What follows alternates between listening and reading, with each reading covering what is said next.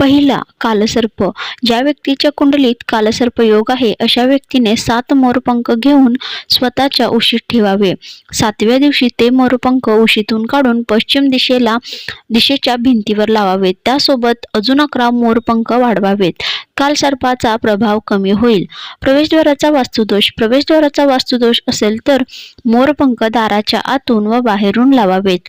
वैवाहिक जीवन, पती-पत्नीच्या नात्यात दुरावा निर्माण झाला असेल किंवा गोष्ट घटस्फोटापर्यंत जाणारी असेल तर नाचणाऱ्या मोराचे चित्र घरात लावावे.